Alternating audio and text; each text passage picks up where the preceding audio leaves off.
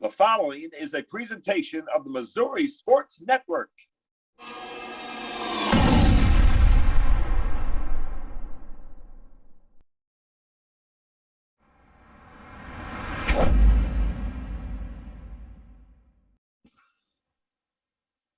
Hey, welcome back to High School Game Day here on the Missouri Sports Network, MissouriSportsNetwork.com, where everyone has a home field advantage, presented by Great Southern Bank. Chevy Dealers of the Ozarks, Lake Labor's Local 663. And I tell you what, it's been a long season, maybe, but it's about over here as we wind down, and going to visit now with Glendale head volleyball coach Isley Steeb. And Coach Steeb, you're right at the end of your season.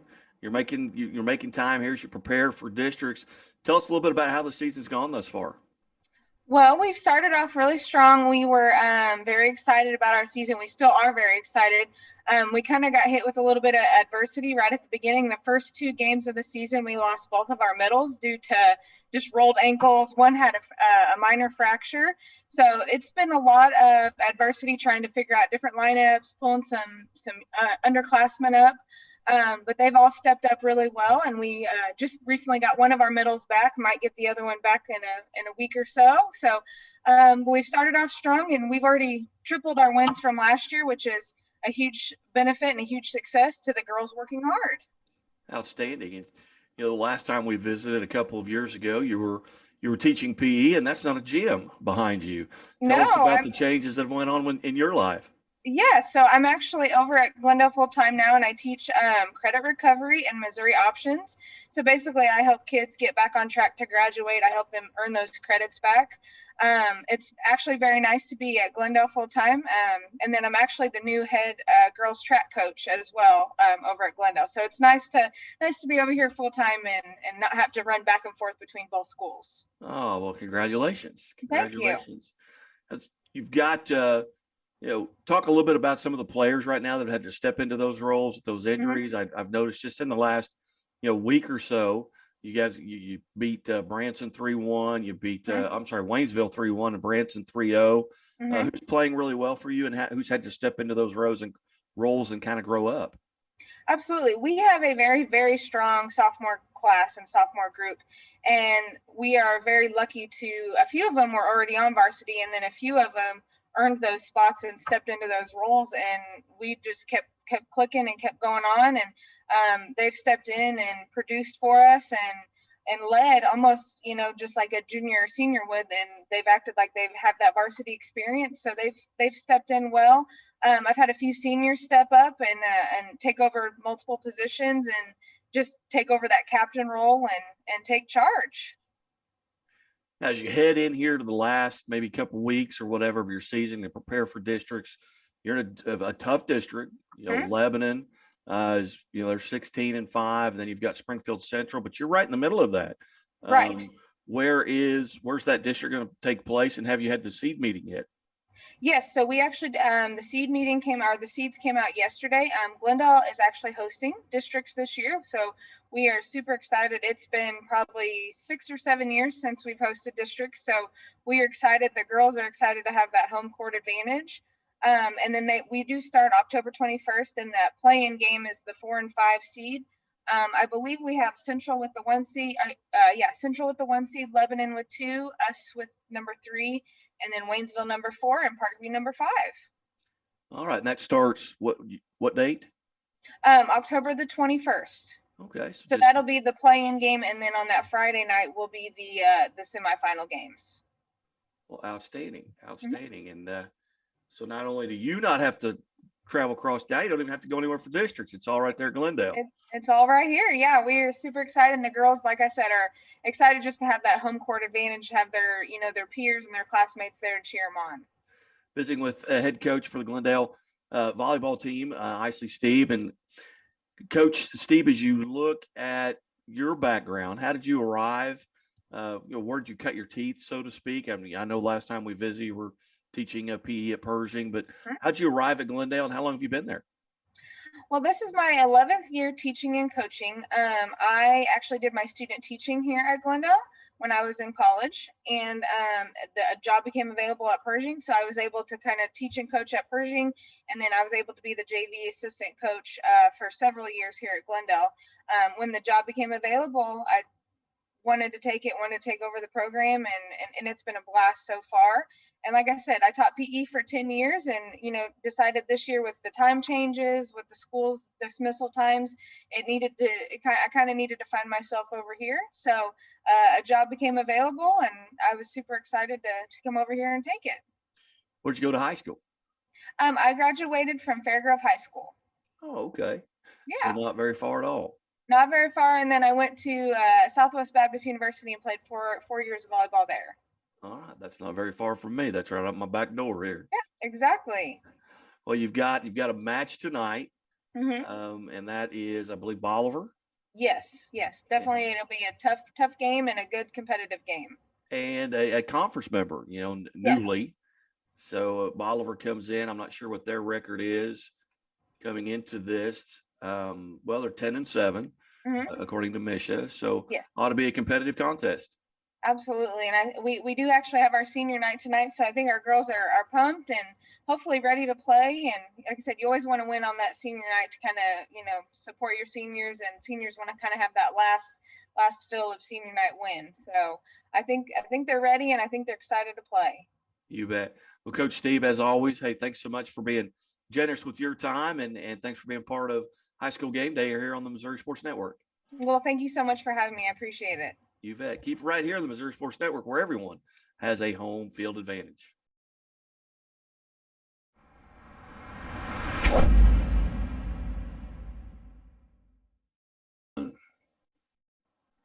Hey, welcome back to High School Game Day here on the Missouri Sports Network, MissouriSportsNetwork.com, where everyone has a home field advantage. Presented by Labor's Local 663, Great Southern Bank, Shelter Insurance Agent in Aurora, Grant Baker, the Missouri State Highway Patrol, and Bank of Billings. Certainly pleased to now. This has been a long time in coming.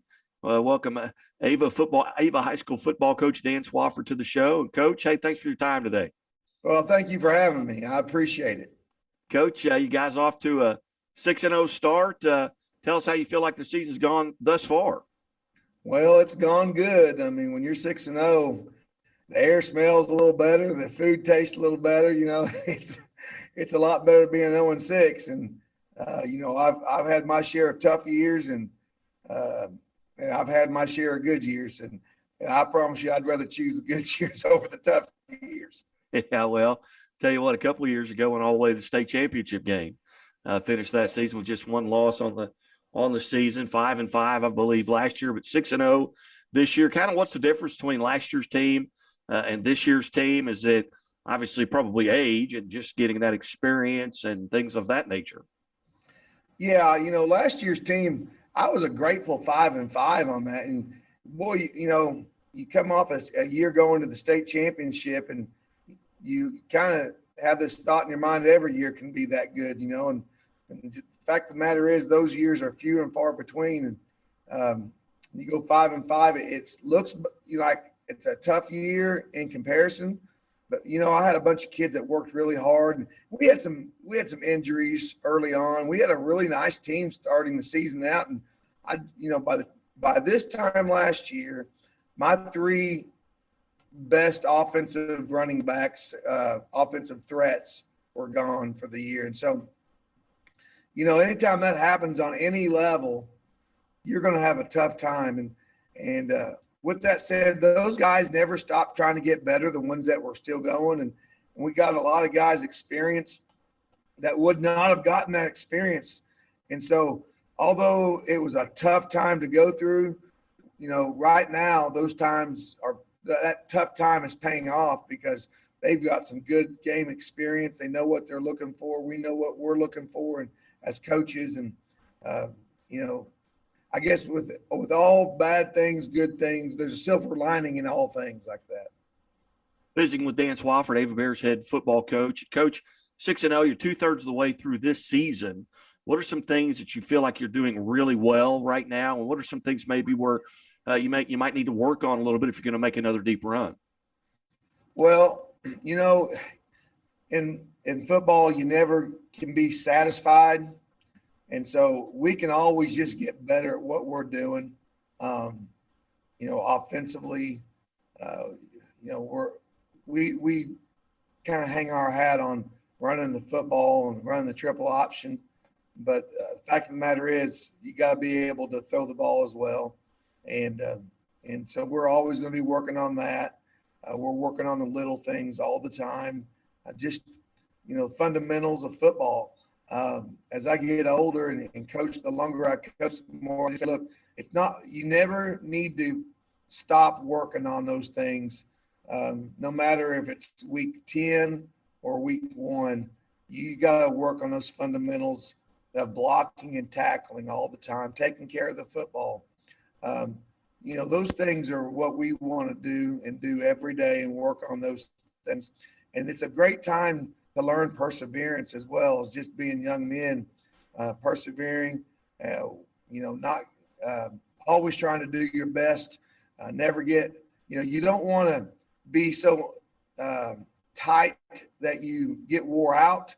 It's the end of the year. We could say, oh, you got to stay focused. Well, you got to have some fun too, and you got to enjoy what you're doing.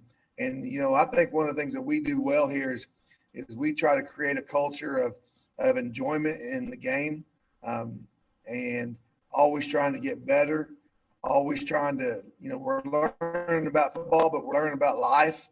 And I just think this is a great time to do that.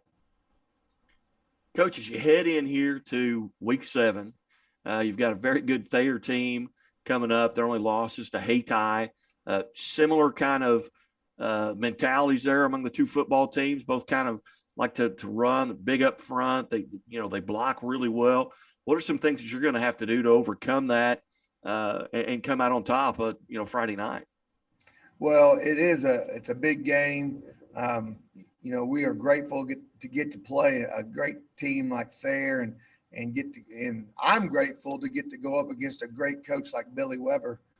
He's been in the state championship a couple times, won so many games. He's been the face of that program for 22 years. I think he's been the head coach. And so, when they come to town, you've got to be ready to play 4 quarters of football. And so, we know that we're going to play really good football Friday night. We know that they're going to be physical. They're not going to do anything to beat themselves. And so we kind of got to do the same. We got to be physical. We got to play great football without mistakes. And just let it play out. It'll be a great Friday night of high school football here in Ava, Missouri. It's one of those games where, your community shuts down to come watch. That's how we feel about it. We think the stands are going to be packed. It's senior night. We got, moms and dads are going to be there to watch those kids play. And then we'll have people from other communities coming in just to watch this game. So it'll be an exciting game. As you look around Southwest Missouri, probably one of the top maybe 5 games on the docket. When you look at Warsaw and Butler at 6-0, you've got Webb going to Nixa, you got Carthage and Joplin, and you've got Avon and Thayer. And you look at that and that rivalry. That's just the SCA has just been a dominant conference. With what they've been able to do. What can you kind of attribute that to? I mean, it's going to prepare whomever comes out of there, class 2, class 3. It's going to prepare them. I mean, maybe class 1 for a state run. Yeah. It's funny that you mentioned our name in there with all those big schools there. It just it made me giggle a little bit. We're in that, we get mentioned in the same breath as the Nixas and the Webb Cities and the Carthage. Those are such great storied programs. And here in the SCA, there's a lot of good football down here. And, and I'm not going to tell you we have a bunch of great athletes, but man, football's still really important in this part of the country. And there's pride in what's going on down here. And, each class, class 1, Billy's going to come. He's been very dominant there at Thayer. But now look, Kabul's had their run at that as well. They're a pretty good football team. Class 2, there's always Mountain View's been so dominant there for so long. And we've had our little say in that as well, and had our little run at times. And then you take Salem and Mountain Grove, what great programs they've had through the years. And so we like tradition here. Tradition is important in this part of the world. I know that we take pride in that. And sometimes, we're every small school down here, we have our ups and downs. But man, come Friday night, you never know what's going to happen, because those dudes will come ready to play. And kids are just tough down here. It's a different mentality from what, when I talk to other coaches, some of the issues they face, we just don't face some of those issues here, because our kids and their parents are tough folks, and they get hard work. They get that, man, there's struggles in life. In fact, that, football is one of those things where you get to struggle through something, and that just is going to make you a better man. And parents kind of get that down in this part of the country. And I'm not saying we never have any issues, but man, as a whole, we're fortunate that these kids are still just good country kids that hang in there and play hard, and they're not afraid to get a little sweat and a little dirty, and stand up for themselves. Well, it's a lot of times it may be the easiest 3 hours they've had all week.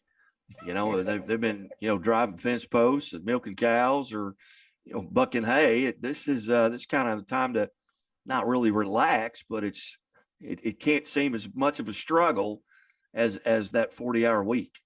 Well, honestly, there's some truth in that. And I like to joke about it and talk about our little country kids and stuff. But man, I'm telling you, I got a bunch of guys that haul hay in the summertime. I've got one boy. I didn't see him much in the weight room, and you know what? I didn't get too fired up, because all day long he was working in the steel plant in Mansfield, Missouri, or it may have been Seymour actually. But you know what? You're going to learn some life lessons. You're going to learn how to work. You're working in a tough environment. You're working in the steel factory for 8 hours in the summertime. So you know what? He showed up for practice. I said, "Hey, good to see you, dude. Come on in." So anyway, he's been playing. He's our linebacker, and he's just been doing a good job. Coach, on Saturday morning, when you look at the stat sheet, what are a couple of the stats that you guys are going to have to win in order to come out on top? Well, we're going to have to do our thing with running the football. Offensively, we got to do our thing, because they made their living playing tough defense, getting people out of their game, and slowing other people down enough that they have a chance in the fourth quarter. And no matter what size of school they're playing, I've watched them play for years, and that's what they do. And we got to have a good special teams night on our part without turnovers. They do such a good job of blocking kicks and returning kickoffs, returning punts. They always are doing something like that to turn the momentum of a game around and put you in a bad situation. So, our special teams has to play flawless. That's the biggest thing, I can think of right now. And, I played, 1 year we played them and they beat us 8-6, you can play some really good defense, but if you got to get some offense going, and that's what we'll need to do. Yeah. 2 years ago, your state run, it was 12-6 in overtime. Yes, it was. That's right. Hey, I watched that film. What a great game that was. But, and we did some really good things offensively, but they did some great things defensively. And so, that's a great point. Outstanding.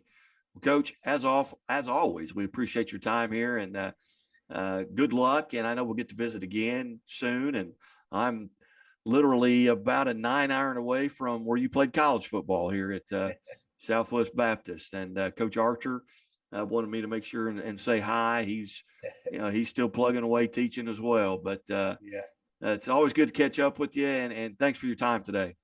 Well, thank you so much. And that's you tell Coach I said hello as well. But great memories from that place. And so thank you for having me on. And thank you for what you do for high school football. You make it important, and that's what makes it special.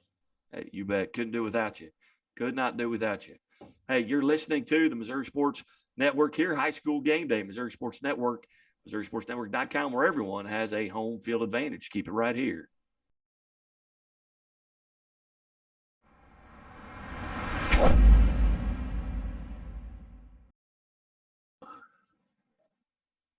Hey, welcome back to the Missouri Sports Network here on High School Game Day, MissouriSportsNetwork.com, where everyone has a home field advantage. Guy Newcomb, the scoreboard guy, alongside and sponsored as always by Great Southern Bank, Laborers Local 663, Grant Baker Shelter Insurance in Aurora, Chevy Dealers of the Ozarks, and the Bank of Billings. And as always, the Missouri State Highway Patrol reminds us to take that 3 seconds and buckle up. It's 3 seconds that could save your life. Be safe, be smart, and be here tomorrow. And we welcome back to the network here on High School Game Day, Central Bulldogs head football coach, Shem Johnson. Coach Johnson, hey, thanks so much for your time. Hey, thanks for having me back. Coach, you got, we had you on after you won the first game, kind of breaking the streak. Now you've won 2 games, and now you've got Missouri Military Academy coming in this Friday night, an opportunity to go 3-4. Tell us about what you know about Missouri Military Academy. Well, they've always been a tough little program, just, trying to make their way like a lot of schools. So the short of it is, they got hard-nosed players, and they bring everything they got. They've changed their offense up a little bit, probably to adapt to some of their personnel. But we played them a year ago. They played us tough, and they actually walked away with that victory. So we're certainly not taking them lightly. What are you going to have to do differently this year than you did a year ago? Or and you're probably already doing a lot of those things differently.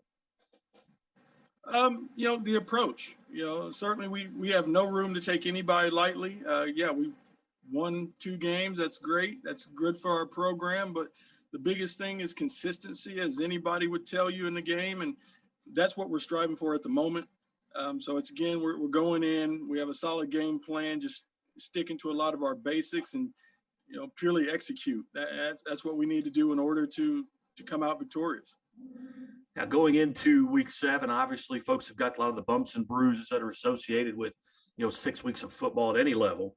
Other than that, are you relatively healthy going into this matchup? Luckily we are. The one thing we've always talked about or struggled with in the past is depth. And, we finally got to a point where we do have that depth, and we have that ability to truly bring that next man up and hold it down until maybe our main starters get back in. But for the most part, we are healthy and been pretty much blessed for that for the year. What's the environment been around at the high school, at this point in the season? Obviously, people are thrilled with what you're doing. The other programs are having some success. You kind of feel like that everyone's starting to maybe ride that wave a little bit, like some big things are coming, whether obviously in the football program it has, but is that going to feel like bleed over into some of the other programs at Central? Well, I would certainly hope so, that any other program that we may have that could be struggling or just looking for that extra boost of momentum, I hope they're looking to us at times and going, hey, they did it. It took a while, but they persevered a lot, and that's all it takes. If you want the best to happen, you have to work at things. And again, back to that word of consistency, you have to make the consistent right changes in order for it to take place. And hopefully we got other teams or other programs at Central following suit as far as just hanging in there and being tough. As you look at your week, I mean, we're conducting this interview here on Tuesday, going into that Friday night game. What's the rest of your week look like? What are you guys going to work on today, tomorrow, and then Thursday? Maybe just shells or helmets and shoulder pads or something like that, and then on into Friday game day. What does the rest of the week look like for the Bulldogs football team? Our breakdown simply is yesterday was install, so anything new or anything we specifically wanted to really hone in on, we make sure that all the boys know that. And today's a half shell day, so it's a little bit of a thud, but now we get to really start the true game plan of it. Just going through the motions of what we need to do versus their defense versus their offense, and making sure we got the right personnel from there. About getting the minds right. And Wednesday's full contact. It's 100% go against their scout O, their scout D. And again, just trying to make sure all the pieces are fitting properly together, followed by Thursday of our walkthrough, helmets only, and detailing out every aspect of our 3 phases. And then come game time, it's after that, nothing left to do except do it. Visiting with Coach Tim Johnson from the Central Bulldogs. Coach Johnson, you mentioned that maybe they've made a few changes, scheme wise or offensively wise. Kind of detail those, a little detail as far as what they're going to bring. Well, they went to a little different offensive set this year. They're a little bit pro style, if I recall right, from a year ago. Now they're just trying to tighten everything up a bit. They're going to come out with a little bit of a kind of a triple option look. And we've seen it before, so that actually helps us out. We won't be surprised by anything. And, come to triple options, not too much to it except assignment football when it comes to defensive side of things, and just go get them. Offensively, it's the same type of defense we've seen all year. Again, it's a little bit of a 4-4, if I recall, and just, we just got to play our game. Doesn't matter what they come out with. We just have to be prepared and give it everything we got. Outstanding. Well, Coach Johnson, as always, I appreciate you being generous here with your time on High School Game Day, and we're going to try and slide over there and catch some of that game. But hey, either way, hey, best of luck, and we certainly appreciate you being part of the show today. Hey, I appreciate it. Get on over if you can. It's our homecoming, so we're going to have the fans all in there, and hopefully the stadium packed, and walk away with a W. You bet. Coach, best of luck, and we'll talk to you soon. Thank you.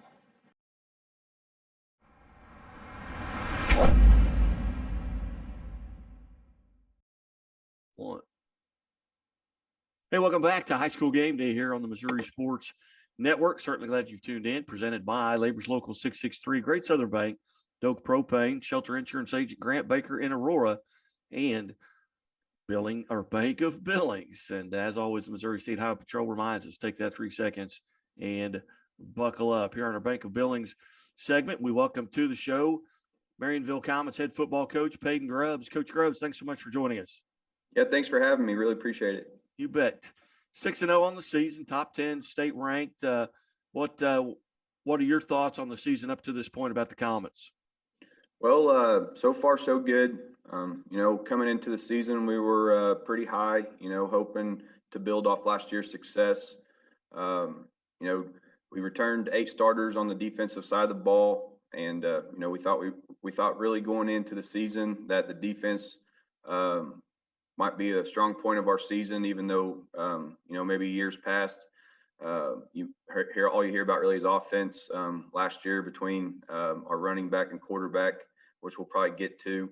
But on the defensive side of the ball, we're playing at a pretty high level right now. Our kids are flying around, and they're kind of carrying us right now. So we started out the year pretty slow on the offensive side. We're starting to kind of pick some things up offensively, but very, very proud of our kids with their effort and just willingness to continue to embrace the process, which is something we started, 6 years ago when I became head coach here, just trying to get a little bit better each day. Starting slow, you scored 100 points in your first 3 games. Yeah.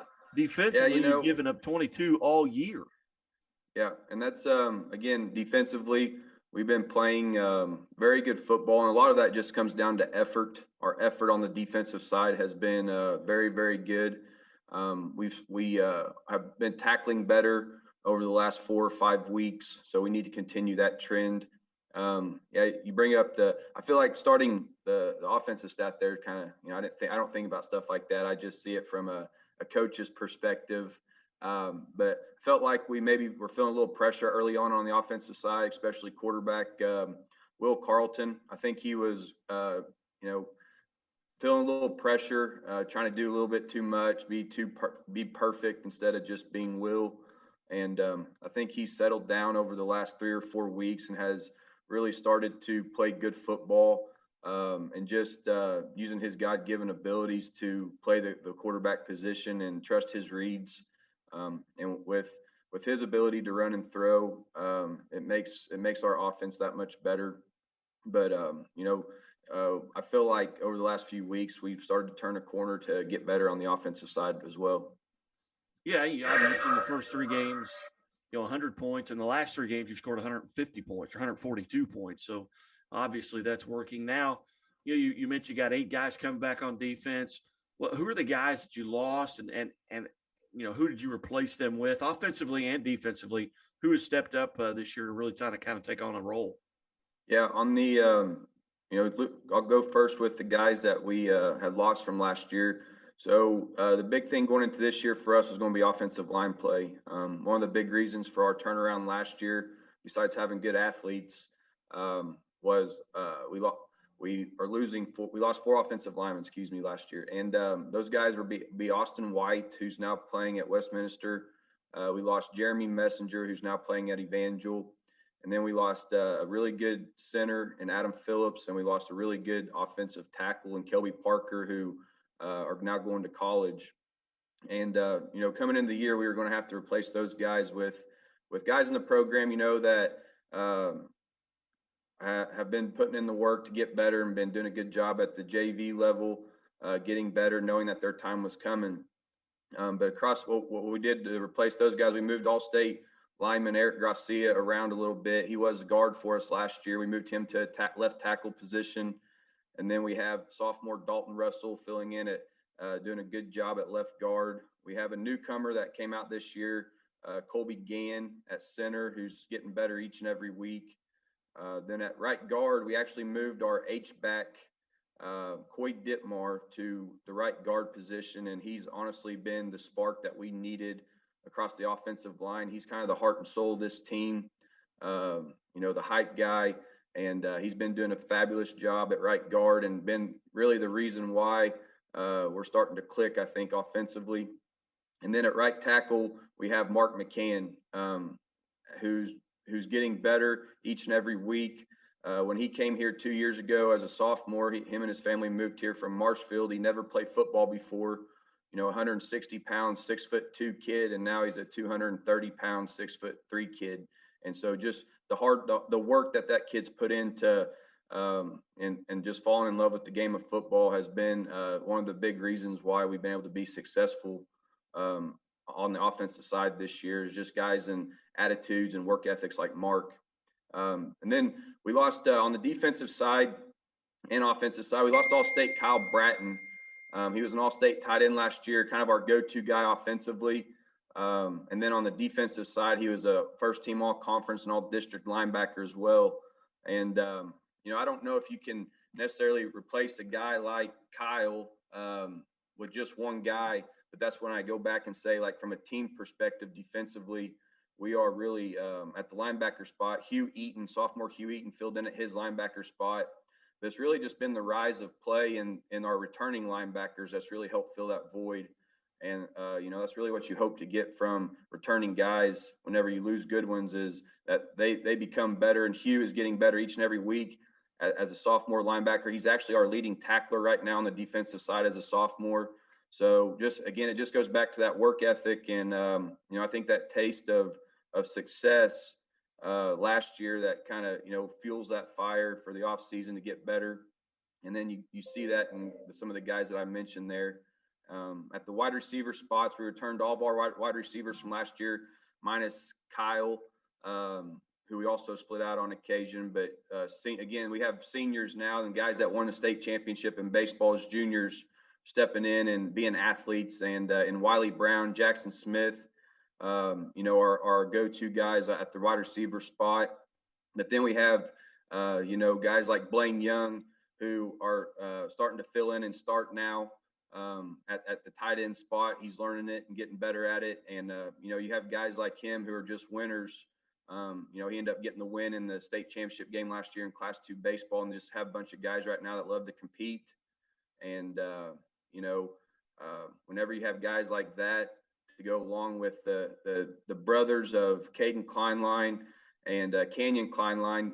Canyon's a sophomore starting at defensive line for us, that's filling in. And then Caden is our starting corner, probably our number one corner as far as shutdown guy. And he's starting to catch some footballs for us too, to help us balance it out on the offensive side. So I know I went a while there, but No, we just that's have a lot of guys filling in that are doing a great job and doing their job. And, really proud of them for the way they've been playing up to this point. Visiting with Marionville Comets head football coach Peyton Grubbs. And coach, there's not really, you mentioned a couple of different times that state championship in baseball they went through, and there's not really anything that you can replace with that experience of being in a one and done, type of situation, making a state run. That's going to filter over and help all the programs. But it's really, you're really benefiting from it, in football as well. And you went 12-1 a year ago, losing to obviously a very good Windsor team to end the season there. And that's got to be something that you kind of feel like maybe you're on a collision course with them again, but you've got a game in front of you tonight. And that's with this weekend with a very good 5-1 Sarcoxy team at their place. What are you going to have to do to come out on top there? Well, first thing we're going to have to do is our job. Offensively, they pose a lot of threats on the offensive side of the ball. They're big. Their backs are big. Their backs are fast. They run flex triple option. We're going to have to keep our eye discipline is going to have to be very good and not pay attention to the motion, but key our reads. And then we're going to have to tackle the guy that we're supposed to tackle. I think tackling is going to be the number one priority this week. We'll get guys to the spot. Now, can we finish the play and tackle? Can we continue to set our leverage points on triple option? As far as our guys getting to pitch, and are we going to flow from backside to once we get those leverage point sets with their speed to be able to tackle it in space? So they pose a lot of threats on the offensive side of the ball to us defensively. And then on the offensive side of the ball for us, we just have to continue to execute at a high level, try not to do too much, just more of our mindset offensively is just take what the defense has given us. We're comfortable playing in a low scoring game and we're comfortable playing in a high scoring game. So, we can't try to do stuff that we're not really capable of doing, and we can't do stuff just because we want to try to hit a big play. We just got to take what the defense has given us. And we're fine with 4 and 5 yards, 3 yards, okay, on the ground, and we're okay. We're just as good hitting a hitch route as we are trying to hit a fly concept. So it's just, again, that just goes back to Will offensively, just trying not to do too much and just running our offense smoothly. Coach Grubbs, you mentioned earlier this year, I believe your 6th year there at Marionville. Kind of talk a little bit about where you came from, how you arrived at Marionville, and some of the coaches on your staff that have been with you. Yeah, you bet. So I was actually a 2005 graduate of Marionville. I got my love of football, and I felt an early calling in the high school level, playing under Coach Will Christian, who's now at Lebanon. Great impact on my life, a mentor, somebody I really loved and looked up to. I still visit with them about weekly to this day. And they're having a great season as well. But I felt a calling early to be a coach. And my mom was a high school counselor, so I was kind of always around school. My dad was a high school basketball coach at Crane for I don't know how many years, but I went to a lot of Crane games growing up, which now, it's probably not a good thing to say being from Marionville, but so I grew up in Marionville, graduated from Marionville. I didn't actually go back to college. Coming out of school, I wasn't sure what I was really wanting to do in regards to the school aspect. So I actually took, I can't remember exactly, probably a year and a half, 2 years off before I actually went back. I probably went back to college when I was 20. And started playing baseball at North Ark in Harrison, Arkansas, and got my associates there. And then I went on to sign a baseball scholarship at Southwest Baptist University.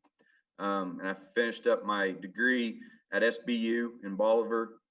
And then my last year at SBU, Coach Lance Roten, who I was doing observations under through my program, asked me to come be the linebackers coach at Bolivar under Shad Edwards and Lance Roten. And lot of good guys over there that I got to learn from. So I went and did that for a year, and that really kind of sparked it, kind of helped me remember, oh yeah, this is what I love doing, and so did that for a year at Bolivar. I can't remember the exact year on that. I remember Rafe Peavy was a sophomore and Darnell Walker was a senior, so we had a pretty good team that year.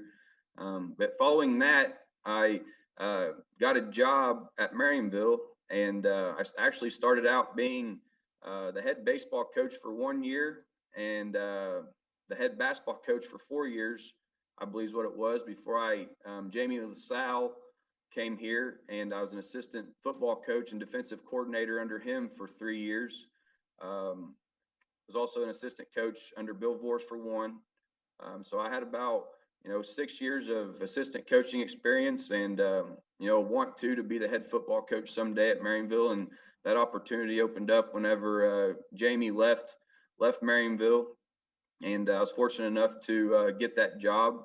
And here we are now 6 years later, and seasons like this are a lot more fun than that first year of 2-8. So I'll tell you that much. But I've coached with a lot of great guys, like you said. I mentioned Lance Roten and Shad Edwards. Here at Marionville, I got to coach under Jamie LaSalle and Bill Voris, who Bill's now having a lot of success at Fairgrove.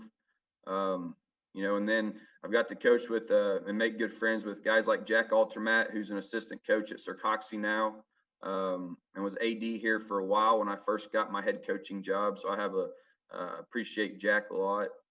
And then now here I've been fortunate enough. We have a great staff here at Marionville. I would argue that it's probably one of the better Class 1 staffs.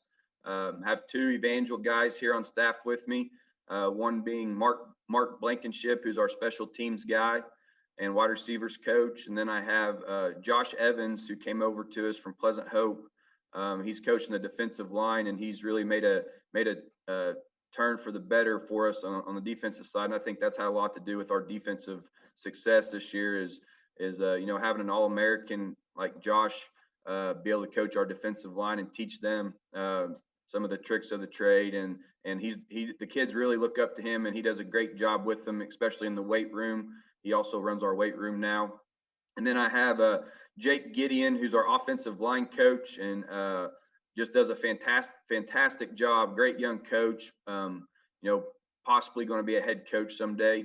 Hopefully it's a ways down the road though, because I really enjoy having him here. And then we have a defensive coordinator, Matt Price, that calls the defense and leads the defensive side of the ball. So just very blessed, very fortunate. The administration here at Marionville's put us in a good spot from a coaching standpoint. And, we have a lot of guys that know the game of football, and more than anything, a lot of guys that, are great at building relationships with our young kids and teach them to be young men. So very, very blessed and very fortunate. You bet. A lot of connections there as you read through that. I also played, baseball at Southwest Baptist University, and Coach Roten actually coached Lance Roten his senior year in American Legion baseball, and then he was my assistant coach for a little bit. And Jamie LaSalle and I grew up together. My dad coached with his dad, Jim LaSalle. Oh yeah, I love Jim. He's a hoot, I guess you could say. Man, I love how he gets fired up on Friday nights. I miss that. And of course, Bill Voris had spent some time at Mount Vernon, where I'm from. So it's just a big circle, Yeah, Just keeps going small around world after all. Yeah. It is indeed. Well, Coach, hey, thank you so much for being generous with your time here today. Best of luck as you take on Sircoxie, and hopefully we'll get to visit with you if you get some time free. We'll get you back here on the Missouri Sports Network. Yes, sir. Hey, thanks for having me. I really appreciate it. Go Comets. You bet. You bet. You're listening to High School Game Day here on the Missouri Sports Network, MissouriSportsNetwork.com, where everyone has a home field advantage. And we'll be back after this.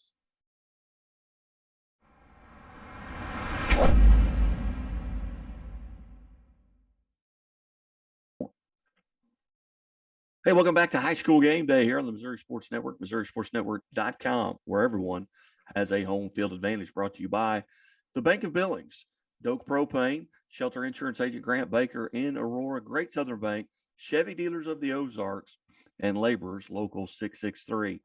Go back to Marshfield and welcome in Coach Cody Bull. And Coach, 4-2 on the season. pretty good start, and there's still a chance there to win the conference. Yeah, we've played really good some weeks and made some mistakes here and there that we feel like it cost us a couple games, but obviously we played some pretty quality opponents. So yeah, it's this week obviously is a big game for us and gives us an opportunity to at the very least get a piece of the conference championship, and our kids are excited for that. Yeah, you're at Aurora. You're coming off of a 50-28 win at Reed Spring, in week 6. What was that contest like? Obviously you played really well offensively. Yeah, we did. It was pretty wet, and we threw the ball early in the rain and did a good job, but we ran the ball really well. Our offensive line played well. I think we ran for a little bit. We did some things that we hadn't really shown a whole lot of before, as far as just a willingness to run the ball over and over. And a lot of that was, we got the lead early and we were trying to make sure that we were, keeping the game moving and limiting their possessions too. As you come into this game with Aurora, Aurora's 5-1. Actually played a Sunday game this past week. Did you get an opportunity to get down there? Yes, sir. Yeah, I was able to get down there and watch them, and they're definitely a very good football team. What are you going to have to do here in week 7 to come out on top against the Hound Dogs? We got to play a clean game. We've got to get out there and make sure that we're taking care of our own business first. And obviously we feel like 2 to 3 guys who are really, really very good with the ball in their hands, and their offensive line is very good up front. They're physical, very senior heavy team. So, when we play teams like that, they've got a lot of experience and they tend to not beat themselves. So we're going to have to go out there and play really well and play fast and, give ourselves an opportunity. Here in week 7, outside of just the bumps and bruises that come with football, you guys relatively healthy? Yeah, I think we're getting that way. Still don't think we've been at full strength yet, but we're heading the right direction in that department. We've got some guys who are out here and there. They're still just trying to get their legs back under them and, get into game type shape, things like that. At what point do coaches, and it varies, I'm sure, from coach to coach, start looking at with this district setup, kind of thinking, hey, we'd really like to get a home game or maybe play all of them at home, but when do you start looking at those numbers? Because right now you're sitting in the 4 spot in a district that has 7 teams. So, the number 1 seed's going to get a bye, and that's the monster in the room there at West Plains. But when do you start looking at that and just thinking about what do we need to do to get a home game at least? We look at it a little bit, but obviously winning takes care of a lot of things. We're in a position with our conference that we don't get an opportunity to play up very often. Our schedule's kind of taken care of for us, and so that limits us with some of the points for the district standings. And obviously we're playing some really good teams, so that makes a difference as well. So we feel like we've got to win plenty to give ourselves a chance to host a home game, and we've done that before since I've been here and won a home playoff game, and it's a really cool environment here. They haven't got a chance to do that a whole lot, so we sure do like doing that and would like to do it again. But winning takes care of a lot of things. Saturday morning, when I get up and look at the stat sheet from the Marshfield Aurora game, what are 2 or 3 stats that if you guys win those stats, you're going to win the game? Turnovers, obviously, I think is going to be a big one. If we can take care of the ball and take it away, that's going to be huge. They do a good job of wearing people down, and so if we can find a way to, like I said, limit possessions for them and not give them an opportunity to get rolling, that would be helpful. I don't think time of possession in this game is going to be a huge indicator. They're a team that puts a lot of drives together and wears you down, and we tend to score pretty fast. So big deal is turnovers for sure. And then I want to make sure that tackles probably isn't the stat, but missed tackles is really the one we're looking at. We can't afford to miss tackles on the Rollman kid, and they're big fullback. We've got to find a way to get him down early before he gets going. Things like that. Outstanding. Well, Coach, we appreciate you being part of High School Game Day today, and good luck as you go out to Aurora, and being a Mountaineer graduate, hey, go Marsh it, go get them. I can understand that. All right. Well, hey, Coach, I appreciate it. We've been visiting with Coach Cody Bull here on High School Game Day, the Missouri Sports Network. And as always, the Missouri State Highway Patrol reminds us to take that 3 seconds and buckle up. It's 3 seconds. Could save your life. Be safe, be smart, and be here tomorrow. Coach Bull, good luck, and we'll talk to you soon. All right, guys. Thanks, man. Appreciate it. You bet.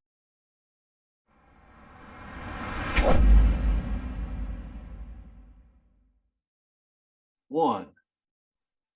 Hey, welcome back to the Missouri Sports Network, MissouriSportsNetwork.com, where everyone has a home field advantage. Certainly glad you tuned in. And as always, Great Southern Bank, Labor's Local 663, and the Missouri State Highway Patrol remind us to take that 3 seconds and buckle up. It's 3 seconds that could save your life. Be safe, be smart, and be here tomorrow.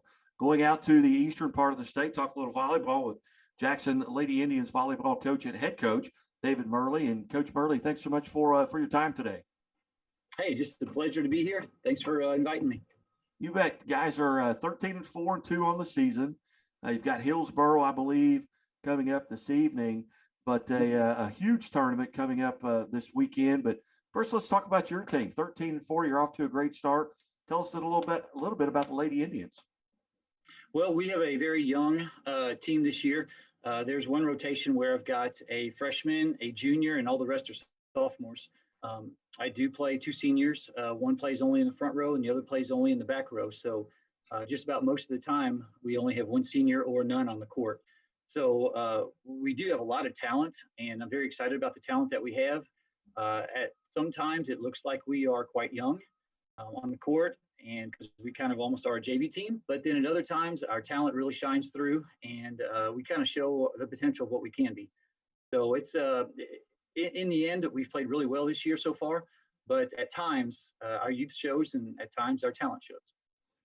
But kind of handicap your area for the viewers and listeners that may not be familiar. What conference do you play in? Kind of handicap that a little bit in your classification. Yeah, we're in Southeast Missouri. So, Southeast Missouri has been a powerhouse in volleyball in especially the small school area. Advance has won the last 3 state championships, and they're actually the only team to beat us in the last 3 years at home. They beat us twice. So, it's been it's been awesome for such a small school to compete and knock off everybody, even us in Class 5. So they're just down the road. We actually play them on Thursday. Arcadia Valley has been to the Final Four a couple years ago, 2 years in a row. Valley Catholic, we played them the other night. Coach Fisher has over 800 wins now, and she's been to the Final Four so many times I can't even count. Well, they got second state last year. Who else we got? Bernie's had a great, strong tradition. Bell City, Scott City's been phenomenal in the past. So all them schools are teams that we play in our area. That doesn't take very long to get to. And we compete in the SEMO Volleyball Conference, which has 10 teams. We break it down into 2 divisions, large school and small school. And Jackson, Notre Dame, Cape, Poplar Bluff, and Sykeston are in the large school conference. Again, we're visiting with David Murley, the head coach at Jackson Lady Indians volleyball. 13-4, you've got this tournament coming in, and that kind of caught my eye as I was looking through it. You got a lot of great teams coming into your tournament. Kind of give us the breakdown there when it's going to get tipped off, so to speak, and how can folks kind of follow along outside of maybe being on campus? Is there any other way to follow along? Yeah, we're really excited about this tournament this weekend. We have teams from out of the area. We have some strong teams from inside our area. Everyone's really excited because you're going to be playing against teams you don't normally play against. We got Jeff City Helias Catholic coming all the way from Jeff City. They won it last year, and I know they're going to have a very, very strong team. They're probably the favorites to win it. But with Lindbergh and Nix Hall, I've seen both of them play this year already, and they both have solid teams that can easily compete and win this tournament. Melville, Lesterville, and Farmington. Lesterville got second in state last year, and they're from Southeast Missouri. Farmington, we played last night, and they have a lot of talent also. And then Valley Catholic, who I mentioned with Coach Fisher, she's bringing a really, really strong team. They've only lost like 3 or 4 games this year. Advance is back in it too. So 12 total teams. It's when I tried to seed it, I seeded us as high as 3 and as low as 8 out of 12. So it was just kind of a mess trying to seed it and put it all together. So we got 4 pool play games, and we're going to kind of let each team decide where they should be at in the bracket. Yeah, you say you see yourself from 3rd to 8th, but I would imagine in both those seedings you had the same numbers 1 and 2. Yeah, just at Elias Catholic was number 1 in all of my seedings. They're pretty solid, with Lindbergh and Nairnix right up there at the top too. But all the rest of us, we get a chance to play those big schools from out of the area, and they're all excited. Valley's excited about their schedule. Everyone's excited about their schedule because it's somebody that they don't normally play. Kind of handicap, the district that you're in. When do districts get started? I know you're still a little ways off, but you're probably, I would say you're in the, probably last third of your season right now. I know you've got Fox, Northwest Cedar Hill, who both have, Northwest Cedar Hills has a really good record, but Poplar Bluff and Seckman in there as well. Kind of handicap that district. And do you get an opportunity to see those other teams in your district? Yeah, our district just formed last year when they went to 5 classes. So we don't play anyone in our district except for Bluff, which really makes the seeding hard to do. All we have is a few common opponents. So hopefully in the future we can change that and get Northwest and Seckman and Fox on our regular schedule. But that tournament's really up for grabs. Bluff's a little bit down this year, but their coach just had a baby, and she just came back not too long ago, a couple weeks ago, and they started winning a few more games, so they're going to be tough outs. All I know about Fox is they lost to Cape the other night. But Fox, I know all those girls play club, and they're tough. I did get to watch Northwest and Seckman play in the Dig for Life tournament, and I was extremely impressed with both of them schools. We played Northwest last year in the district championship game, and she had a couple seniors on the court, and she had some really young players, a sophomore middle and a freshman libero, and they're of course back and playing really strong, and their record's really good. So, it really is up for grabs. Whatever team comes out and plays the best.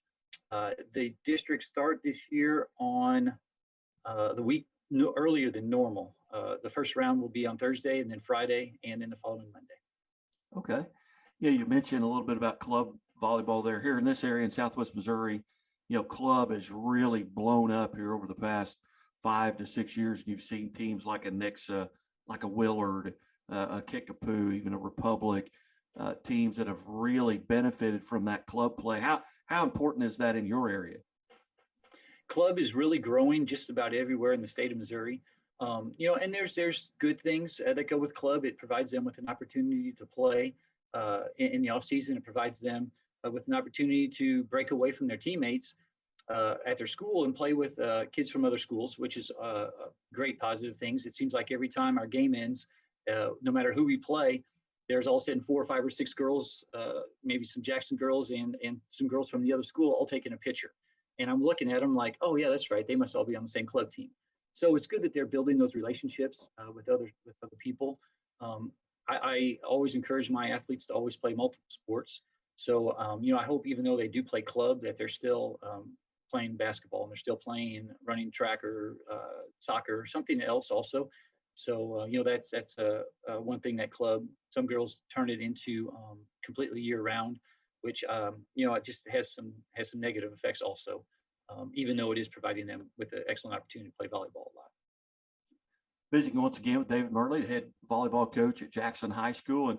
And Coach, just for the viewers, just a little bit about your background. How long have you been at Jackson? Where did you come from? Where'd you go to high school? And how'd you get involved in coaching volleyball? Yeah, it was a fun ride for me in high school, or as a head coach. I graduated from Jackson in '94, and then decided I wanted to go into education. So I took the first job I could. I applied down at New Madrid County Central, which is about an hour south of Jackson, and they hired me down there, which was a great thing for me because all I wanted to do was be a head boys basketball coach.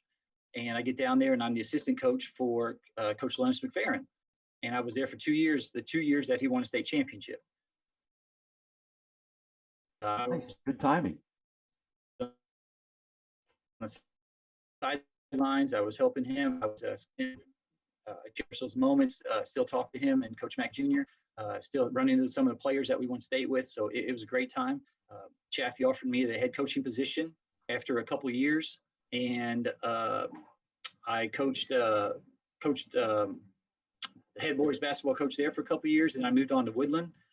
for a couple of years. When I was at Chaffee, my second year there, I was a head volleyball coach. Then I went to Woodland for 4, just as the basketball coach. And then I went to Perryville as an assistant basketball coach and the head volleyball coach. And that's really where volleyball took off for me, because just had a lot of success at Perryville and stayed there for 10 years, did really well, took a team to the Final Four. And then my oldest was going to be a freshman at Jackson. And I was really I knew I was going to be missing a lot of his stuff. He was going to be a soccer player at Jackson. My other kid, I got 4 kids. So it just made me to apply for the Jackson position when it came open. So this is my 5th year at Jackson. Couldn't be happier. Loved my time at Perryville. Still have great connections with a lot of people up there, basically everybody up there. But just for my family, it was a great move for me to come to Jackson. Outstanding. Well, Coach Burley, we certainly appreciate you being generous with your time here today. I know it's the middle of a school day, but here at the Missouri Sports Network, we try and spread the love out as much as we can, get across the state. And, it's a lot of fun for me to be able to connect with someone like you. And I really appreciate you being generous with your time today. Hey, thanks. I appreciate it. Loved it. Anytime I can talk about volleyball, I love it. You bet. You're listening to the Missouri Sports Network at MissouriSportsNetwork.com, powered by KICK 92.3. And we'll be back after this.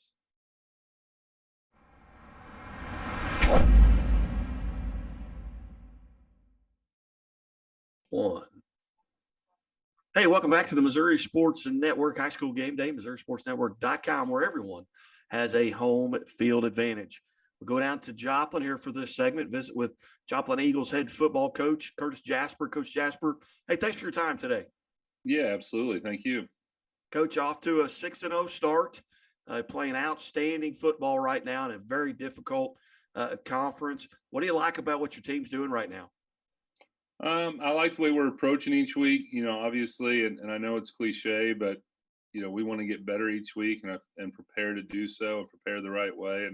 And so far this year, I feel like we've done that. As you look at your team and what you had to replace from a season ago, a 6-5 season ago, but ended with a loss to the eventual state champions, I believe. What did you have to replace coming into this year, and what did you return? Well, we lost. I think we had 8 of those guys, the seniors, move on. A couple of them. Alex Curry went to Southeast Missouri State. Nathan Glades is getting playing time at Missouri Southern right now as their running back, and so we had some big shoes to fill. And I thought we have done a good job of just having a really good off season as far as really got to work on some culture stuff that some things we didn't get to do the year before because of COVID that we were able to kind of get back to. And we have a leadership council, and it was good to get their feedback from the year before and just continue to build on what was already there. And so, I think that was the main thing, is the investment from the players in the off season to wanting to, continue to get better and wanting to improve. And then, just hearing their ideas and getting their thoughts and their buy-in, was a lot of fun. Well, outstanding. Again, we're visiting with Joplin Eagles head football coach, Curtis Jasper. Coach Jasper, just for the viewers and listeners, tell us a little bit about your background. How long have you been at Joplin? Where did you cut your teeth at, so to speak? I see the Pitt State plaque on the wall behind you, but how did you end up at Joplin? Well, I'm actually in my AD's office, so that'd be his Pitt State. But well, that's all right. This is my 7th year at Joplin. And I was at the head coach at West Strand in Huntsville, Missouri for 8 years prior to that. And then I coached for Jason Ambrosen in Moberly, Missouri for 5 years before that. Spent 2 years as a GA at Avila, helped start that program. Spent a year at Odessa with Steve Hopkins. And prior to that, played football and graduated from William Jewell College. Outstanding. Liberty, Missouri. Know it well. Coach, what, coming into this season, what were kind of your expectations? You coming off of a 6-5 season, you've already matched that win total. Did you feel like you were going to be 6-0 at this point? And this obviously was a goal, and you've attained it. The main thing we focused on, and this is one thing, last year was different. We've always kind of, and again, another cliche, focus on the process. If our process was good, then the games would take care of themselves. And then last year was completely different because it was all about being able to play the games. And so the games became the focus.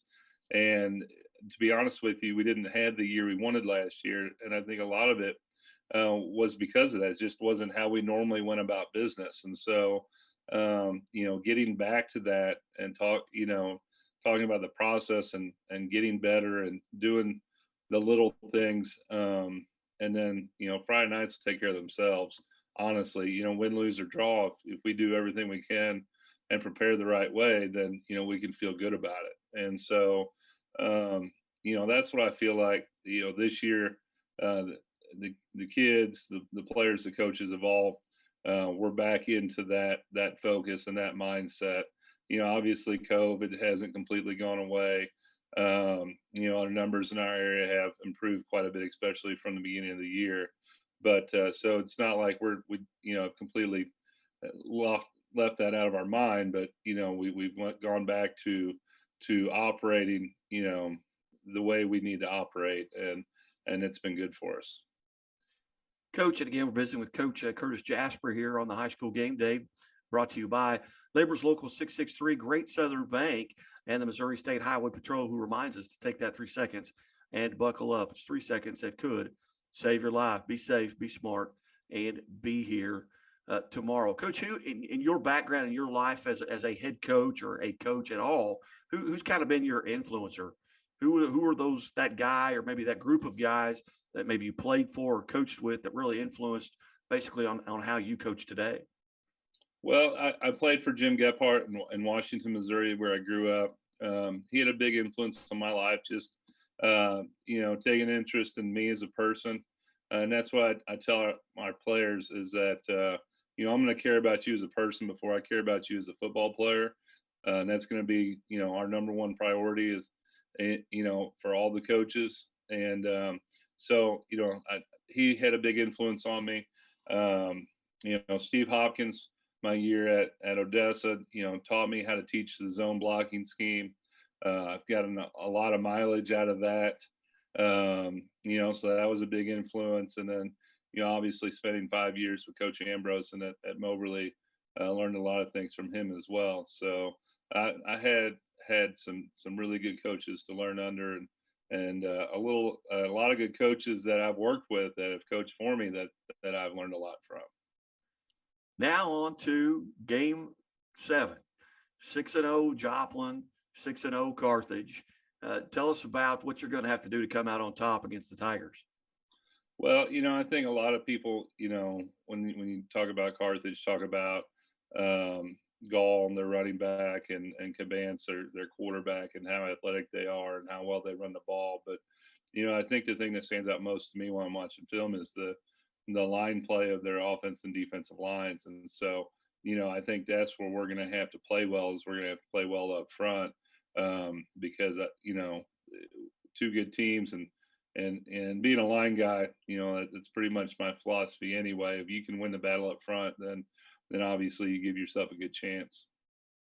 If there were a stat or maybe two stats to look at the end of this game, where you would feel like, okay, we won this contest based on these two stats, whether it be turnovers, penalties, or rushing yards, what are a couple of those highlights that you're going to focus on? Yeah, I think taking care of the football and eliminating turnovers, but especially the penalties, especially, what I consider the mental penalties, the ones that should never happen to begin with. If we can play a clean ball game, take care of the football and be the most physical team on the field, then I feel we give ourselves a good opportunity. Outstanding. Well, Coach Jasper, we certainly appreciate you being generous with your time, and hey, good luck Friday night. Hopefully we'll get to visit again here on the Missouri Sports Network. Sounds great. Thank you very much. Hey, you bet. Curtis Jasper, Joplin High School head football coach here on the Missouri Sports Network. High School Game Day. We'll be back after this.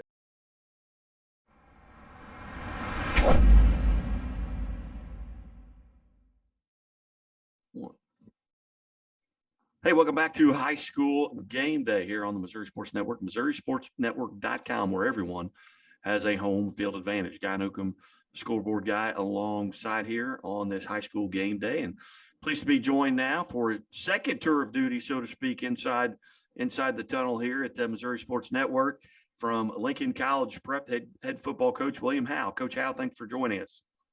Hey, thanks for having me, Guy. You're 3-0 since your last visit here, and you're 6-0 on the season, but a big one coming up with Maryville this weekend. Talk about that matchup. Yeah, I mean, Maryville's Maryville. They could be 0-6 and we could be 6-0, and it would be a huge matchup. They're going to be good and solid every year, so we kind of throw the record out the window when we play them. I mean, it's going to be a tough game. It's their homecoming, so we expect to get their absolute best on Friday night. Just the one common opponent, I believe, Cameron, the one common opponent, and very similar scores. Yeah, I mean, you can't get much out of that. We beat them by 53. They beat them by 52. So hopefully it's a close game. Maryville put it on us and beat us pretty good last year. So hopefully we can make it a good game this year. What at 6-0, what do you feel like you're doing really well right now here at the 2/3 point of the season? Right. I think what we're doing better this year than we did last year was establish a running game and being able to wear people down late in the game and play solid defense. I mean, I would call it an upset of Cardinal Ritter. I mean, they were loaded athletically and jumped out on us 20-0. We kind of stayed the course and just pounded them with our running game second half and wore them down. And, we're able to score 4 touchdowns in a row and outscore them 28-0 in the second half. So our kids understand we're able to do that now. And believing that you can run the ball on somebody and play good defense goes a long ways. And that's why Maryville's good every year. They have that belief they're going to win just because they're putting on that green and gold. So getting our kids to understand that this year has been huge. Yeah, and that's tough to overcome when you talk about, championships up there in that neck of the woods. I know they got their first one in volleyball, I believe, a year ago, but they've had so much success on the football field. Down here, it's a Webb City and Lamar, and just because they've got that cardinal on the helmet or that L, that's a lot of times worth 2-3 touchdowns, irregardless of what the records are. Right. Yeah, it's really crazy in high school sports. I don't think people give belief enough credit in high school. I mean, we're dealing with 14 through 18-year-old kids, and if you believe you're going to win, that goes a long way, and vice versa. If you believe you're not, the first time something goes wrong, you're going to be in trouble. So we put a lot into that this year, and so far it's paid off for us. Let's take us back to that week 4 matchup with Cardinal Ritter. That was, Cardinal Ritter is a very good football team coming in, very athletic.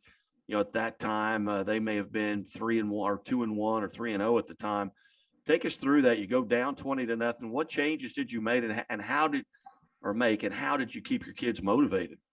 Right. It's funny because everybody asked what we changed at halftime and what adjustments we made. We maybe only made a few small adjustments scheme-wise, but the biggest adjustment was just telling our kids to hang in there. I mean, it was hot. It was, close to 100 degrees on the turf, and we knew we were well-conditioned and just told the kids to stay the course and don't look at the scoreboard and play as hard as they could every play. And special teams played a big part. We had been working hard on special teams, and we blocked 2 punts in the second half. And we also converted a fake punt on a 4th and 20. So, I mean, you take those 3 plays out of the game and it could be a totally different game. So we definitely try not to overlook special teams because, it won us that game. As you look, and this is about the time coaches a lot of times, or at least media, they start looking at those district seeds. Right now, you're the 1 seed at 6-0. You're 2 points ahead of a Nevada team that's 5-1. And with looking at their schedule, they may be able to run the table here the rest of the way out. That 1 seed, what kind of importance does that hold to know that you're going to be, as long as you win, you're going to be playing at home? Yeah, I mean, that's big, but we've been the 1 seed in the district the last 2 years. So, I mean, I don't put much stock into that. I mean, we've been the 1 seed the last 2 years and lost in the district championship. So our kids honestly don't mind playing on the road. I mean, and for high school, I think it helps them focus. Playing at home, there's a lot of distractions and your family and friends in the crowd. And for us, we seem to focus better on the road. So I don't put stock into the 1 seed.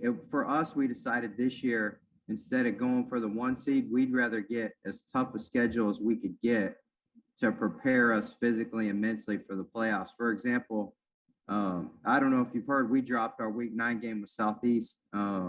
They canceled football, kind of similar to Clinton, and we picked up Center, who right now is one of the top playing teams in Class 3. So we're going to play them week 9 just to get prepared for the playoffs. I mean, we could have taken the easy way out and just tried to stick with getting the 1 seed, but we would rather physically and mentally prepare ourselves for the playoff than try to shoot for getting a 1 seed, no matter what.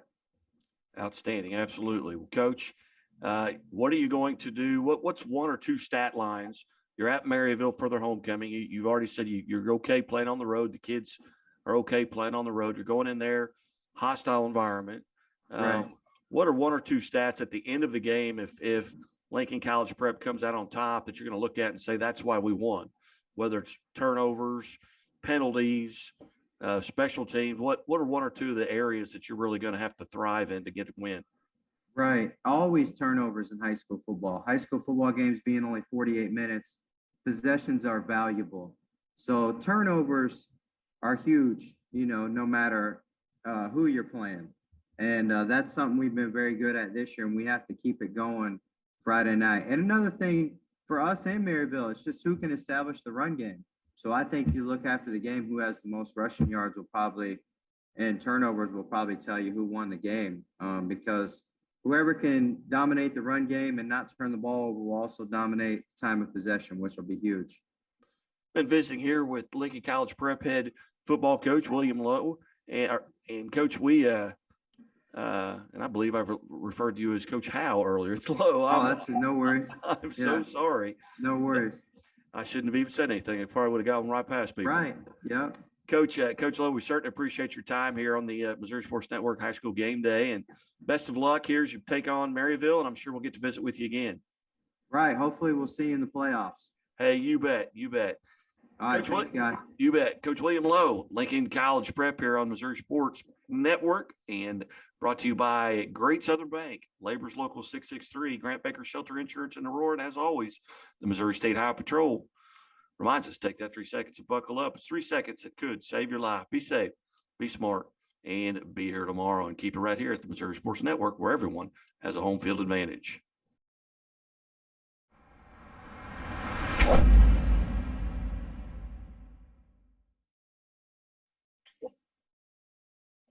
Hey, welcome back to High School Game Day here on the Missouri Sports Network, MissouriSportsNetwork.com, where everyone has an home field advantage. Certainly glad you've tuned in here, presented by Great Southern Bank, Labor's Local 663, Grant Baker Shelter Insurance in Aurora, Missouri, and Bank of Billings. And we go to Louisiana High School and bring in Louisiana High School head football coach Greg Pitzer. And Coach Pitzer, hey, thanks so much for your time today.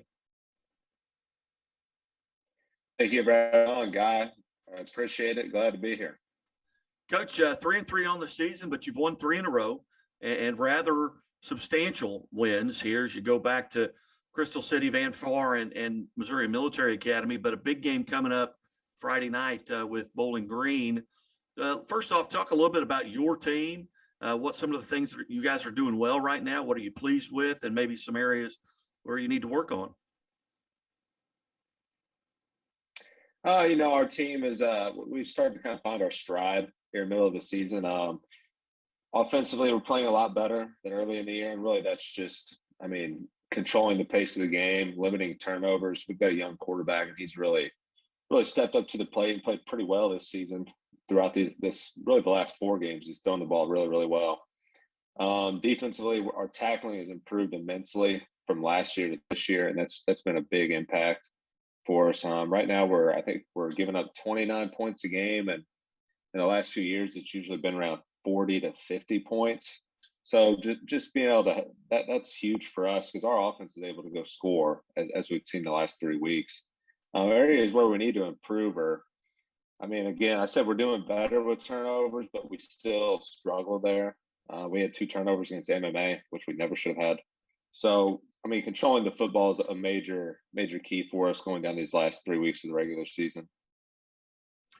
As you look at Bowling Green, what kind of, I guess, defense, offense, what are they going to provide you that maybe you're going to have to try and take advantage of? Well, I mean, it's no secret Bowling Green's a pretty solid football team this year. They're big, they're physical, they've got some good athletes. I think some areas where we can gain some advantages are going to be just some schematically, offensively, showing them some things they haven't seen. We have a lot of speed on our team. We're not a very big team by any means, but we do have a lot of speed and athleticism on the perimeter. So I think we can hopefully gain some advantages there and get the ball out to our skill guys quickly and let them be athletes. I mean, that's kind of what we've been doing these last 3 games, and it's worked very, very well. Who are some of those guys on the outside and in those skill positions that you're going to lean on this week? Really, we have 2 seniors on the perimeter. Mason Washington, he's about 6'3", plays receiver. He's got 5 touchdowns on the year and around 350 yards receiving. And then we have a guy he's kind of a do-it-all guy, Quincy Hutt. He's a really good track athlete. He was our conference sprinter of the year last year. He's ran for over 300 yards, caught for over 200. He had a kickoff return for a touchdown and a punt return for a touchdown this last game. He's been someone who gets touches kind of anywhere throughout the game, but with the ball in his hands, he's very electric. Visiting once again with Gregory Pitzer, the head football coach at Louisiana High School in Louisiana, Missouri. Coach, first off, let's talk a little bit about your conference for the viewers and listeners. What conference do you play in, and kind of handicap that conference a little bit? Where do you guys feel like you're going to fall at the end of the year? So we play in the Eastern Missouri Conference, otherwise known as the EMO. It consists of us, Louisiana, Van Far, Bowling Green, Mark Twain, North Callaway, South Callaway, Wright City, and I think I'm missing one. I might have got them all. Right now, handicapping it, I mean, Bowling Green's at the top. They're undefeated. Then you got, I don't know where other teams really stand right now. I think it's kind of because some teams have beaten each other that I wasn't really expecting. I mean, you got North Callaway, Montgomery County, South Callaway, Mark Twain's actually number 2. Their only losses to Bowling Green. So right now, our only conference one is against Van Far, but we do have, we got Bowling Green this week, then Wright City and Mark Twain. So we have a chance to hopefully make a little noise here and kind of finish in the top third of the conference. Now you look at that Class 1, District 2. You've got St. Pius X, Monroe City, and Mark Twain are all 5-1 in that conference. And then there's you and Brentwood kind of right there at 3-3. Do you guys pay a lot of attention to that during the year and try and maybe move up and hopefully get a home game or 2 out of that? Yeah. So one of our goals this year as a team and program was to host a district game, host our first playoff game. So we're definitely working up to that 4 spot, which we feel is very, very doable with some games down the stretch here. So yeah, we've been paying attention to it. We don't necessarily show it to the kids so much, but the coaching staff, we definitely pay attention to it. And we know that the top 3 teams are pretty tough. I mean, they're all 5-1, and they're looking to probably finish around the 7-2 mark, right around in there. So I mean, it's no easy going for sure. Absolutely. Well, Coach, I really appreciate you being generous with your time here on the Missouri Sports Network, and I know you've got a big game Friday night with Bowling Green. Best of luck there as you go forward, but we've certainly enjoyed the time. Thank you, Guy. I appreciate it. You bet. Greg Bitzner, the Louisiana high school football coach, and on the Missouri Sports Network, brought to you by the Missouri State Highway Patrol and Great Southern Bank. You'll remind us to take that 3 seconds and buckle up. It's 3 seconds that could save your life. Be safe, be smart, and be here tomorrow. And we'll be right back on the Missouri Sports Network.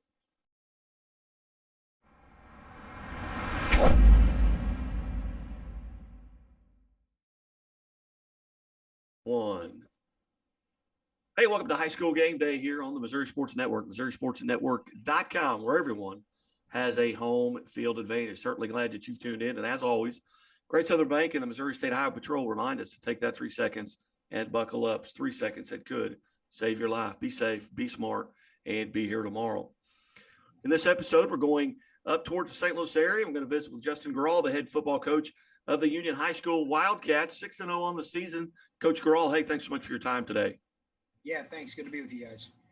Guys, a tremendous start here to the 2021-22 season. Put up 40 points in every game but one, and that was a 35-0 shutout at St. Clair. Offensively, you guys seem to be rolling. Yeah, a lot of key pieces back from last year's semifinal run. We didn't lose very much to graduation, and having those guys have the experience and bringing that in this year has been huge for us. Coach, talk a little bit about some of those kids that you've got returning, and maybe even what maybe minimal, but what you had to replace from last year due to graduation coming into this season. Yeah, as far as, offensively, you look at first and foremost, probably Liam Hughes, our quarterback, 6'5" junior. He's a consummate leader and a very good quarterback, thrower and runner of the football. We're fortunate to bring back 4 out of 5 offensive linemen from last year's semifinal team, which has, obviously been huge. As far as the receiving corps goes, the majority of them are back. Colton Morrow, Hayden Burke. We've mixed in some other guys like Ryan Ewald and Nick Bierke, as well as, some newcomers to football and Caden Motley. And, it's an athletic group and it's an experienced group. And, you've seen them, kind of take steps each week to becoming, a more potent offense. Coach, handicap your conference just a little bit before you talk about your district, which is a pretty tough district. But in your conference, kind of handicap it. Where do you guys fit in? I know you got a big matchup with Owensville, who's 5-1 coming into Union, and but talk a little bit about the conference. Yeah, really solid Four Rivers Conference this year. You have teams like Sullivan, Herman, Pacific, who have been playing really, really tough all year, and then you have Owensville right there at the top at 5-1, like you said. It's going to be a big conference matchup this week. 6-0 versus 5-1, and to end where we are, to end the season where we want in our district, it's going to take winning the conference. So it's kind of the next stepping stone to where we want to be at this point in the season. But it's going to take a special effort on Friday night to come out with a win against Owensville. What can you talk about that effort? What are you doing? Obviously, offensively, you're playing really well. What are some things that you're going to have to do well Friday night to beat a 5-1 Owensville team? Yeah, you look at the teams that we play throughout the year, and we get to see a lot of different offenses. So defensively, it's going to be a little bit different than what we saw the first couple weeks. Owensville's a spread attack. They like to throw the ball all around the field, and they have the guys to do it. Very, very special quarterback. Deep at the receiver positions. They kind of mirror what we are offensively. So it's a little bit different of a week for us preparation wise, but our kids it starts on Monday with a great lift and, a great walkthrough practice, and then get that work done on Tuesday and Wednesday. And, just try to lean on our preparation and lean on our routine to give us, the best chance to win on Friday. Heading into week 7, are the Wildcats relatively healthy? Yeah, the normal nicks and bruises throughout the year. We're starting to get some guys back who we've lost earlier in the year. So, right now, I think we're doing pretty well on the health standpoint. Obviously, you're always going to lose guys throughout the year, and it's unfortunate. But, right now we're sitting, pretty good for this time of year. Going into this week 7, and the ultimate goal, obviously, is to win a district championship and propel yourself into that, semifinals and the state championship. A district that has a Vashon team in it that's 6-0 at this point. What do you guys feel like you're doing really well right now? And what are some things that, to take it to that next level where you were a year ago? What are some things you feel like you need to work on? Yeah, it really, for us, it's just the small things.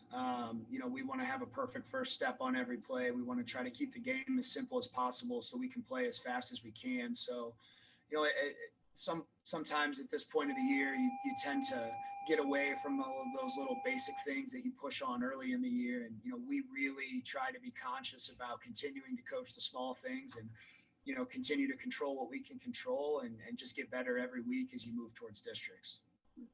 Visiting with Union Wildcat head football coach Justin Grawl. And Justin, for the viewers, listeners, kind of tell us a little bit about your background. Where'd you play high school ball, college? and how'd you end up at Union? Yeah, 2009 graduate of St. Francis Borgia.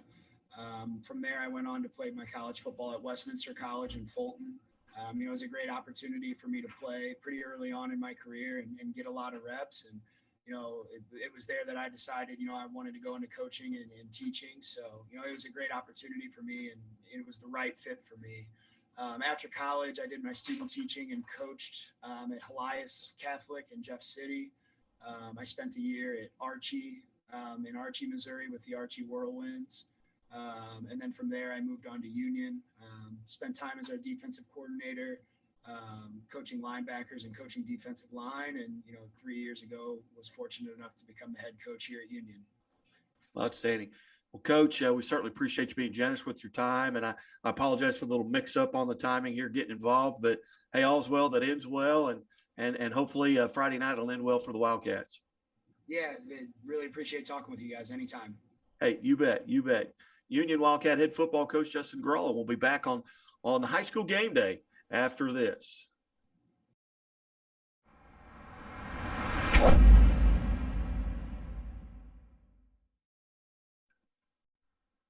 Hey, welcome back to High School Game Day here on the Missouri Sports Network, the Missouri Sports Network, where everyone has a home field advantage, and that could come in handy Friday night at Warsaw High School. We welcome to the show, not unfamiliar to the show, Coach Ryan Boyer from the Warsaw football program, head coach. Coach, tell you what, you've had a great season, but what a week of preparing for Butler. No, I appreciate it. Yep, like I said, we're staying busy this week for sure. As you look at this contest, you've got 2 6-0 teams. It's a conference matchup. It's also a district matchup. It's in your backyard. The community's got to be just excited about this game. They really are. It's one, like I said, you try to keep everybody focused, and I don't try to avoid people, but when a game like this is around, you get a lot of the same questions, and just try to stay pretty level-headed about it. And like I said, just get our kids prepared, and hopefully be ready for Friday night. Yeah, with that preparation comes health. You guys pretty healthy? For the most part, we got a few guys dinged up, but like I tell anybody, this time of year, you're going to get that. So, really to those guys and their backups, they just got to be ready to go, and we hope to have them all ready to go. But if not, then it's next man up mentality. Much like the Bears preparing for Brady Slavens, who's a former Chevy dealers of the Ozarks Athlete of the Week. You've got to prepare for a Brendan Patrick, who's already had a game this year where he rushed for 445 yards. He's probably wearing you out on film, trying to figure out, what are we going to do to stop him, and without giving away any secrets. What's the game plan here going in? Just make sure you just wrap up and hang on. Yeah, it's one of those. Like I said, he's very much, the biggest part of their offense. That's undeniable. And, with our kids, we signed him last year as a sophomore, and they cut by committee there. They had a few other guys that they leaned on other than just him. But, this year he does a ton for him. He's a hard runner, and, he's kind of hard to find. You can't exactly see it on film all the time, but with the scheme they're running and with his size, he does a great job, yards after contact. And that's what we keep stressing to our defense. We say it all along, all year is tackle, and it doesn't have to be pretty. It's pretty. It doesn't have to be pretty, but make sure you secure it, and everybody else help clean it up. Excluding maybe postseason games, this has got to be maybe one of the biggest regular season games to be played there at Warsaw in a number of years. I think so. I know. Again, people chiming in and giving their 2 cents. They're saying probably about 10 years since you have 2. I know they're in the top 10, and we're right there getting votes for it. And so just undefeated teams coming in, and with it being conference and districts and things like that. And so it's definitely a big night, and it's where we want to be and where we hope to be at this point. And it's great preparation, not just for regular season, but for down the road also. And we'll be airing that game at MissouriSportsNetwork.com. You can go there and click and just watch, watch the feed from that contest. But we encourage folks, if you're in that area, hey, get out there. This is a huge week of high school football. You've got a lot of district matchups. You've got a 6-0 Joplin at 6-0 Carthage, and 6-0 Warsaw, 6-0 Butler. And so we're going to try and get those games up. You got Webb City at Nixa. You've got, but there's probably, in your neck of the woods, no bigger game. You've got to go 100 miles to find a bigger game than Warsaw Butler. I think you're right. As you head into this, what's the weather outlook? And I know coaches a lot of times they'll look at that. Now both teams being primarily ground game type teams, it's not going to affect that as much. But what's the weather looking forward? I think it's going to honestly be a beautiful night and unseasonably warm. Honestly, I think Friday's high is about 82, and we're on turf here, and so by kickoff mid-70s. You mentioned the weather before we got on here. We're watching the rain right now, but I think we're going to be all right for Friday. And then, like you mentioned, I know we get a lot of media outlets and live stream, opportunities, which is great for our fans that are, pretty far away or even states away. But yeah, we're encouraging everybody to come out and just watch two great teams, play and battle it out, and just a great night for it.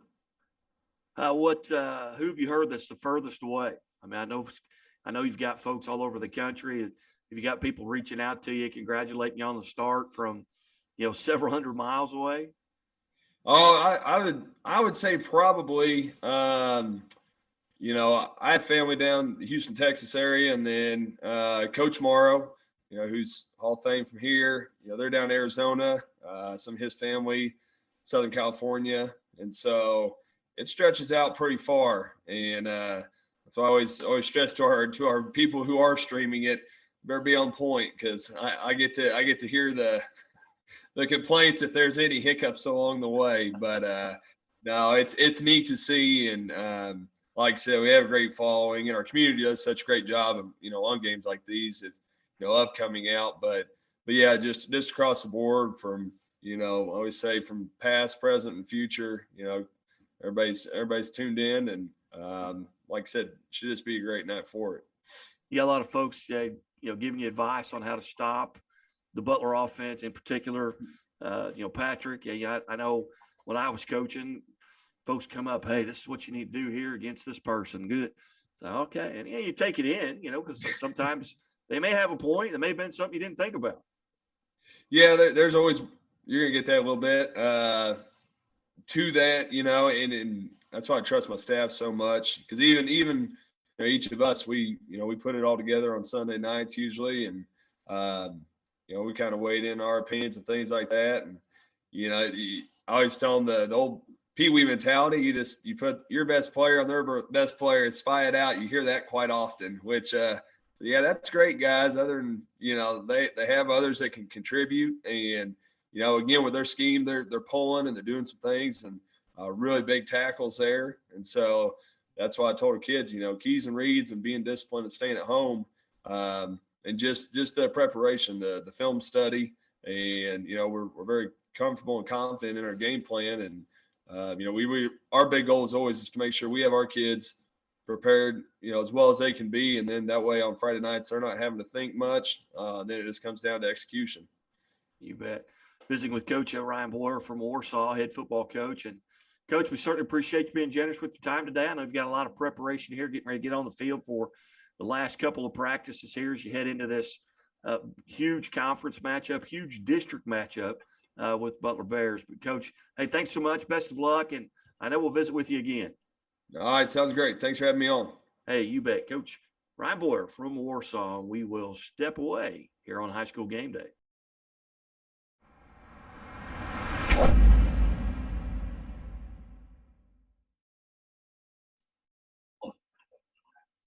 Hey, welcome back to High School Game Day here on the Missouri Sports Network, MissouriSportsNetwork.com, where everyone has a home field advantage. Pleased to be visiting now with the tennis coach at Willow Springs High School, Coach David Cox. Coach Cox, thanks so much for your time today. Well, no problem. Thank you for having me. Got district tennis going on, and you had a couple of qualifiers, and you've got some matches going on today. Kind of fill us in on what's happened up to this point. Yeah, yesterday was our individual district tournament at Rogersville, and we competed along with 4 other teams there. And our top doubles team, McKiley Cox and Madison Perkins, made it to the district championship match. They lost a close one to a team from Bolivar, but both teams will now move on to state sectionals, and that will be Friday in Joplin, and we'll match up with the team from Nevada. Very nice. And as you look forward now, you've got matches going on today as well. What's the hopeful outcome here for Willow Springs today? Yeah, we have a tough match today in our team districts. We match up with Rogersville. They're always a really good team. We played them earlier in the year. We lost a tough one to them. I think it'll be a really close match. I think, it's kind of a toss-up. Hopefully we have a great day. The girls play well, and we move on to the district championship, which will be either tomorrow or Thursday against Bolivar or Forsyth or Greenwood are also in. They're also all playing today too. So, the great outcome would be we play well today and move on to the district championship. So, Coach, tell us who's playing today for Willow Springs. well, we have 7 girls that are going to play that are part of our varsity. We have McKiley Cox, Madison Perkins, Claire Clarkston, Shayston Mayberry, Brenna Barnes, Melena Wilson, and Braylee Zimmerman. Outstanding. We'll give the viewers and the listeners a little idea of your background. How'd you end up at Willow Springs? How long have you been there? Well, I've lived in Willow for 18 years now. I've been at the school for the last 9 years. It's my 8th year of coaching tennis, and I just loved it. Got into it. My oldest daughter started playing tennis, and kind of the coaching opportunities kind of fell into my lap. They were needing a coach, and I've coached some other things, and I had the opportunity to start coaching them and just love it. I love the sport of tennis. It's a great sport. There's individual opportunities, team opportunities. Like, it's just a really cool sport. So I'm thrilled to be continuing to coach it. Well, what time are you guys leaving today, and what time do you guys take the court? We are leaving about 2:30 this afternoon, and the match will start about 4:30. And that again is at Rogersville. Yes, sir, at Rogersville. All right. Well, Coach, I appreciate your time here on short notice, but I want to let everybody know what was going on, and we appreciate you being generous with your time. Best of luck today, and hopefully we'll get to visit when you guys make it to the Final Four. That'd be awesome. I appreciate your time as well. Thank you. You bet. And visiting with Willow Springs head tennis coach David Cox here on the Missouri Sports Network, presented by Great Southern Bank. Labor's Local 663 in the Missouri State Highway Patrol, who reminds us to take that 3 seconds and buckle up. It's 3 seconds that could save your life. Keep it right here at the Missouri Sports Network, MissouriSportsNetwork.com, where everyone has a home field advantage.